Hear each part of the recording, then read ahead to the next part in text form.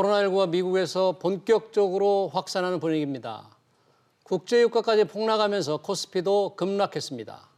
향후 추이에 따라 세계 주식시장의 변동성 확대가 불가피할 전망입니다.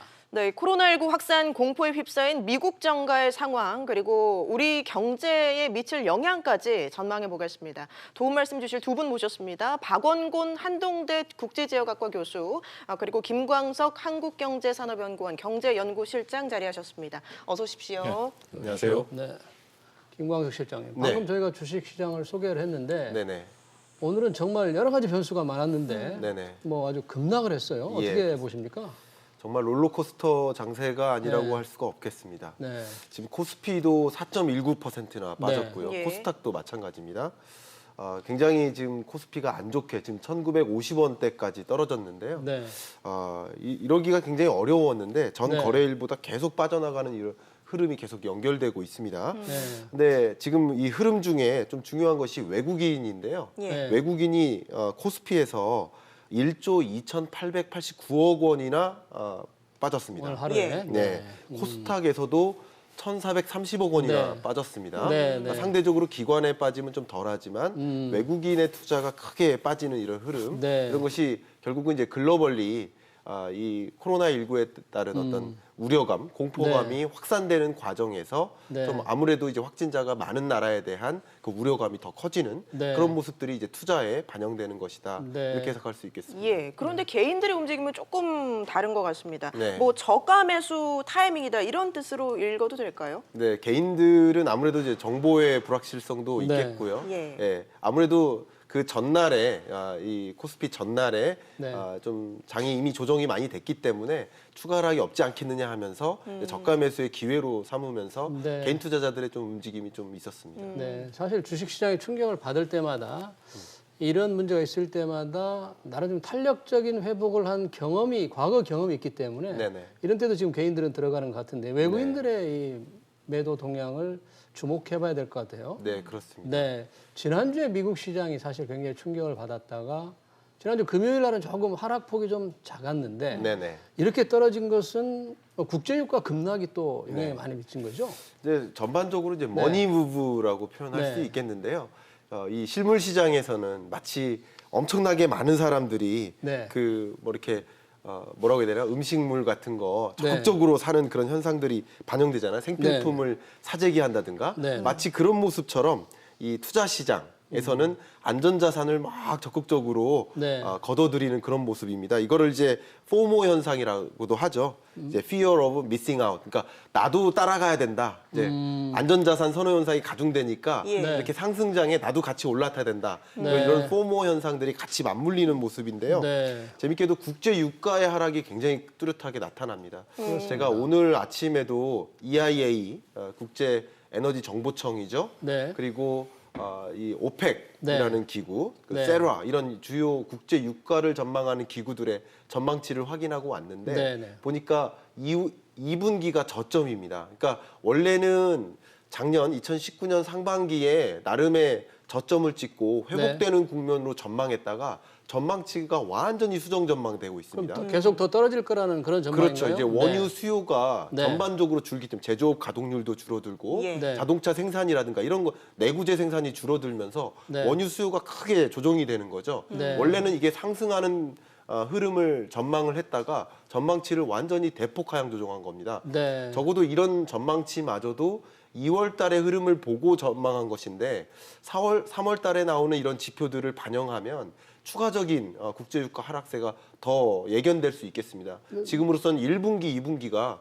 저점을 기록할 것으로 전망하고 있습니다. 오늘 하루 만에 이렇게 급락한 것은 산유국 사이에서 뭔가 이게 증산을 좀 하려다가 네. 서로 합의가 안 되니까 네네. 어떤 문제가 있었던 거죠. 갑작스럽게 떨어진 이제 배경. 오펙 회원국의 감산 합의 이 문제도 이제 결렬이 되는 과정도 네. 있었고요.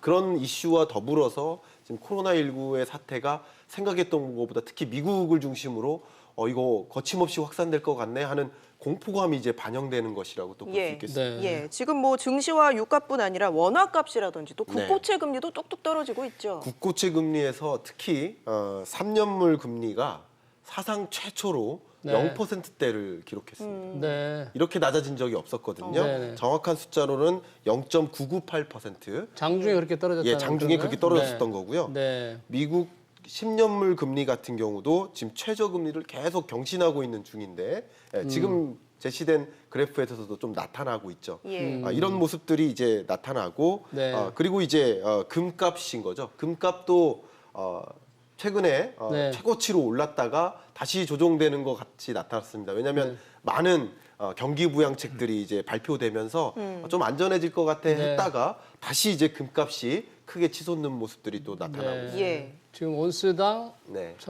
화면에는 1,674달러로 나오는데 예, 예. 뭐 장중에 또 한때 1,700달러를 지금 꽤 올라갔다는 네. 그런 시장이 있었는데 오늘 네. 1,670원까지, 70달러까지 네. 트라이언스 기준으로 예. 그렇게 올라갔습니다. 예, 그러니까 예. 지금 보니까 2019년 말 기준으로 보면 거의 10%, 네. 9.5%나 오른 거죠. 네. 굉장히 많이 오르는 모습이고 역시 금값도 코로나19 사태가 진전될 것 같아, 경기 부양책이 막 나올 것 같아, 경제적 영향 없을 것 같아 할 때 또 쭉 떨어졌다가 네. 다시 올라가고 뭐 이런 현상들이 롤러코스터장이 계속 나타나고 있는 모습입니다.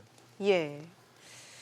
그러면 지금 이렇게 시장에 충격을 받는 게 우리 김광석 실장님도 지금 말씀하셨다시피 네. 미국에서 이 코로나 확진자가 좀 급증하는 데서 그 두려움이 조금 많다는데 예. 박 교수님 지금 미국 상황은 어느 정도로 지금 보십니까? 미국 상황이 지금 매우 안 좋죠. 네. 초기에 아주 즉각적으로 트럼프 대통령이 직접 지시해서 네. 중국에 대한 입국을 완전히 제한을 해서 어느 정도 이것이 통제가 되는가 했더니만 네. 최근 1, 2주 사이에 급격하게 늘고 있습니다. 네. 지금 확진자 수가 500명이 넘었죠. 500명이 넘었죠. 예, 네. 8일 현지 시간 기준으로 500명이 넘었고 예. 근데 네. 거기 또 이제 다이아몬드 프린세스호나 네. 우한에서 온 그런 또 미국인들을 제외하고 본토 내에서도 거의 500명에 육박을 하고 있고요. 네. 문제는 미국의 핵심적인 우리 경제 얘기를 하고 있으니까 네. 동부와 서부의 핵심 지역, 예를 들어서 뉴욕이라든지 캘리포니아 같이 큰 주에서 네. 중심적으로 지금 발생을 하고 있다라는 거고요. 네. 전반적으로 미국의 이 코로나19에 대한 대응 체제는 우리랑 매우 다릅니다. 예. 어떤 면에서 이렇게 우리는 조금 의심이 되면 빨리 진단을 해서 이제 확진 여부를 확인을 하는데 네. 미국은 그렇게 하고 있지 않거든요. 네. 8일까지 지금 공식적으로 확인된 것만 하더라도 한 6천 명이 미만으로 지금 일단은 그 검사가 된 거로 알려져 있습니다. 어. 그래서 만약 적극적으로 우리 수준으로 검사를 한다면 네.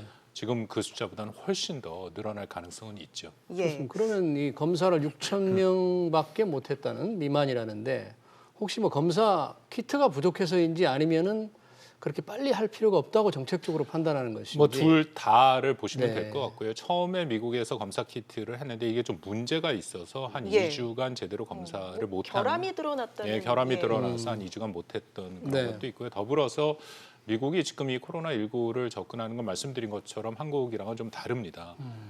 뭐 적극적으로 우리는 확진자를 확인을 해서 이것을 일종의 격리를 하거나 치료를 하는 그런 예방 차원으로 간다면 미국은 그렇지는 않고 네. 일단은 심각하게 좀 그 아프기 시작한 사람들을 중심으로 치료를 하겠다라는 네. 그런 또 이런 좀 다른 방법으로 접근을 하고 있거든요. 네. 예. 좀 뭐 그것이 잘 되면 괜찮은데 지금 같이 확진자 숫자가 늘어나고 있다면은 이것이 어느 순간에는 걷잡을 수 없이 그렇게 발전할 가능성도 배제할 수 없는 그런 상황이다라고 판단이 듭니다. 예, 앞서 크루즈선 얘기 잠깐 하셨지만 일본의 사례를 봤을 때 이 일본의 그 다이아몬드 프린세스호에서 700명 넘는 감염이 발생하지 않았습니까? 이번에 미국에서도 좀 이름이 비슷합니다. 그랜드 프린세스 여기 탑승객 가운데서도 뭐 확진자가 무더기로 나오고 있더라고요. 나오고 있습니다. 그런데 네. 일본처럼 계속 장기간 그 해놓지는 않고요. 네. 이미 격리 조치를 시작을 했고요. 네. 미국은 사실 격리 조치가 돼 있습니다. 미국이 냉전 시기부터 오랫동안 생화학전을 대비를 했기 때문에 최소한 네. 2군데 대규모 격리할 수 있는 시설은 있고요. 네. 또 미국은 지역마다 이 군시설들이 있어서 그래서 제가 이해하기로는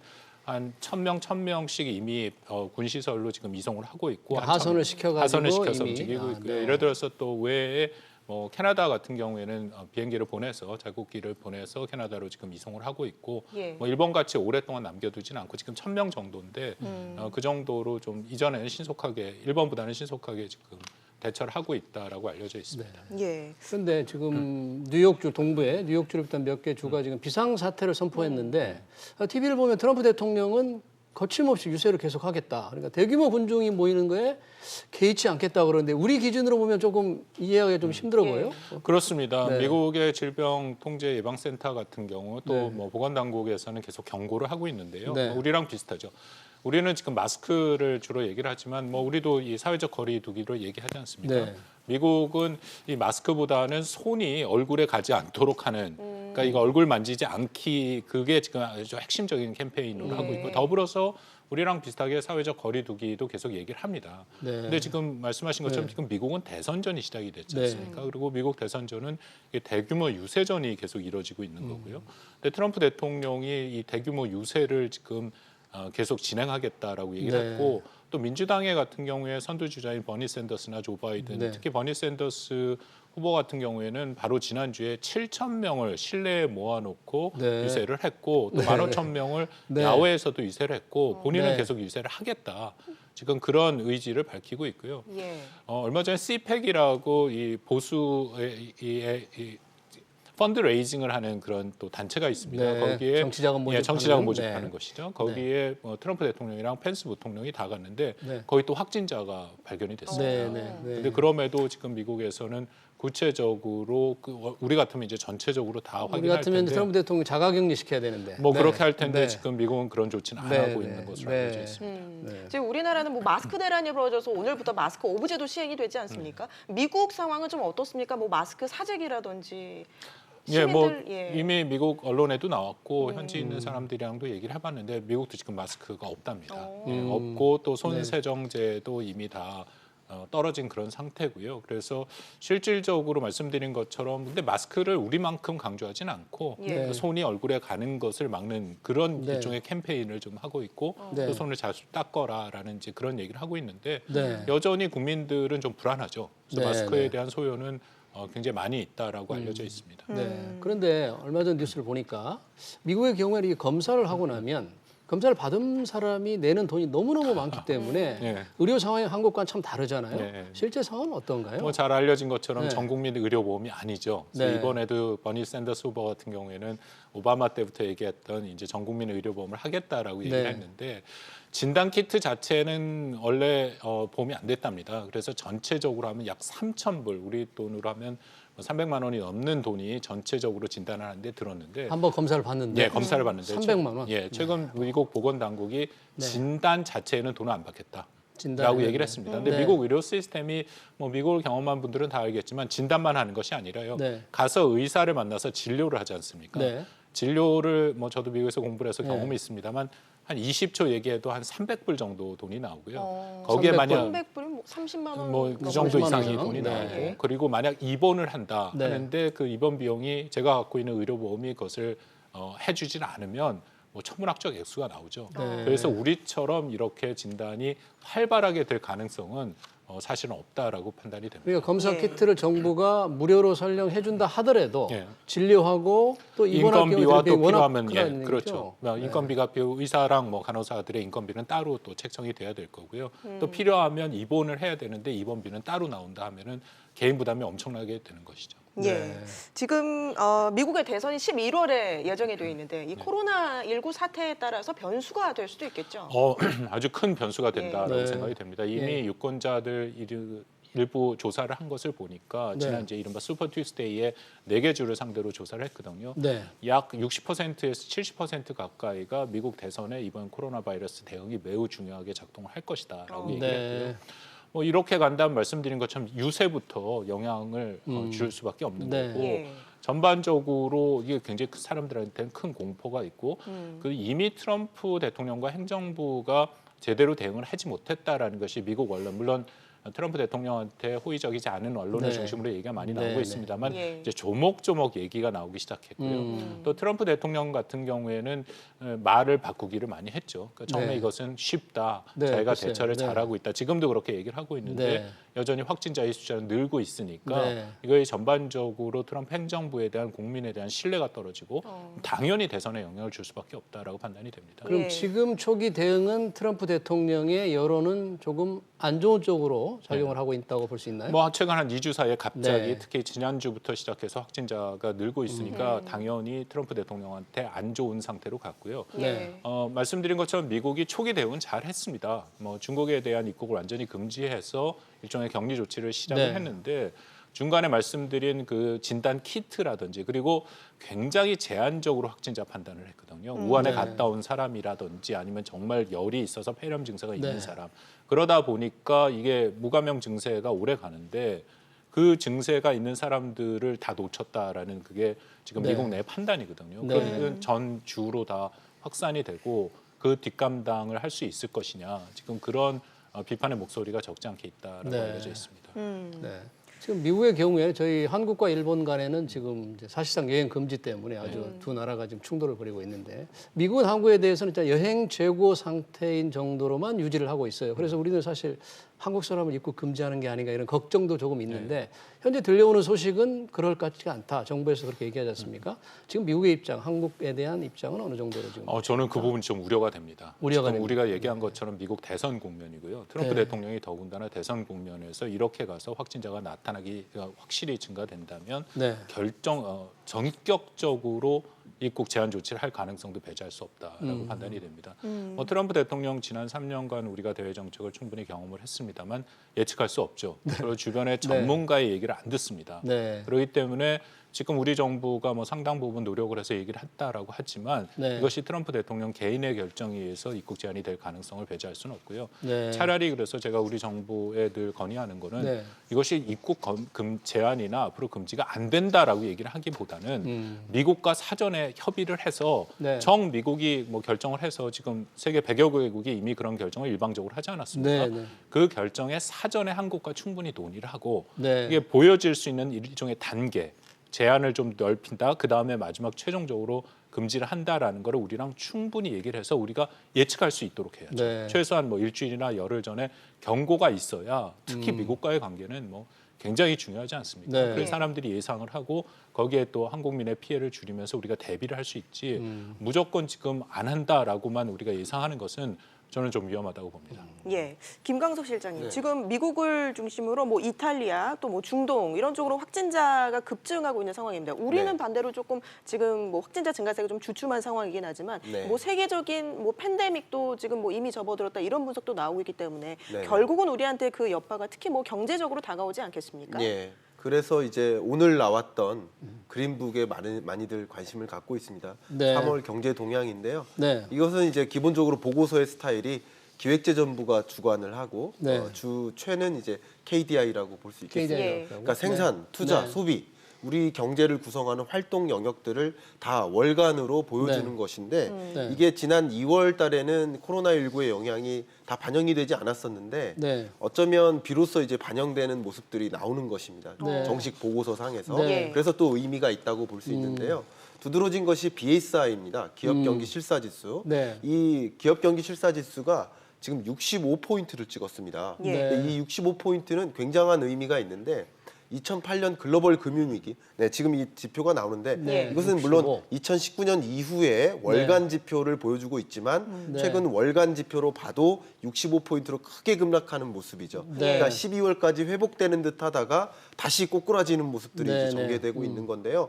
중요한 것은 이게 이 월간 지표를 연도별로 좀 보면 네. 2008년 글로벌 금융위기 이후 그리고 2015년에 유럽발 위기 가능성이 있었거든요. 네. 그때 2016년 2월이죠. 그래서 이 두 개년을 제외하면 가장 낮은 수준. 65가. 그러니까 이런 것들이 이제 소위 말해서 기업들이 낙관적으로 보지 않는 거죠. 투자도 위축시키고 업황도 네. 안 좋을 것 같고 네, 이런 네. 것들이 실제 반영된 지표라고 볼 수 있고요. 네. 그 밖에도 기업 경영 활동뿐만 아니라 네. 소비자 심리 지수도 나와 있죠. 네. 소비자 심리 지수도 1월 달까지만 해도 좀 올라가는 그런 모습들이 뚜렷하게 나타났죠. 여기 보시는 네. 것처럼. 근데 2월 달 들어서 급락합니다. 네, 특히 네. 이 소비자 심리 지수는 100포인트를 기점으로 해서 위냐 아래냐를 보면 좋겠는데 예. 100포인트를 크게 밑도는 수준으로 네. 하락폭이 가장 큽니다. 지금 보시는 것처럼 네. 2015년 6월에 있었던 그 이후에 네. 가장 큰 하락폭을 지금 보이고 있습니다. 이런 것들이 우리 경기에 실질적으로 경제 충격을 주는 것이다라고 내다보여지는 그런 네, 대표적인 이런 모습들이 나타나고 있는 것이죠. 그런데 지금 저 지수도 네. 지금 2월이지만 네. 조사 시점은 2월 뭐 말도 아닐 테고 3월 초도 아닐 테고 2월 예. 중순 이전이 될 가능성이 많지 않습니까? 예, 그러니까 그렇습니다. 사실상 예. 상황은 훨씬 더 나빠지고 있지 않을까. 네, 가장 걱정되는 네. 건 이제 3월 지표에 네. 예. 많은 것들이 반영될 것입니다. 네. 그러니까 3월에 나오는 여러 지표들이 네. 2월 달의 통계도 있고요. 3월 중순까지 집계되는 네. 통계들도 있을 텐데 네. 대표적인 것이 이제 수출과 관련된 지표들이죠. 그러니까 일평균 수출액을 보면 3월 중순만 해도 그 값이 계산이 될 텐데 네. 실질적으로 충격이 있는 거죠. 네. 앞에 이제 교수님께서 말씀하신 것처럼 입국 제한 조치들이 점점 100여 개국까지 이렇게 네. 확산되는 예. 과정이 있다 보니까 네. 실제 기업 일선에서는 수출 계약 자체가 성사가 안 되다 보니까 네. 바이오와의 미팅 자체가 성사가 안 되다 보니까 그렇죠. 네. 실질적으로 수출액 자체가 미뤄지는 겁니다. 네. 그러니까 그것이 이제 고스란히 나타나는 지표들이 주로 이제 3월 달에 많이 나타날 텐데 네. 우리 그 경제 지표의 흐름을 가지고 투자 관점에서도 잘 생각을 해보실 필요가 있겠다 생각이 됩니다. 네.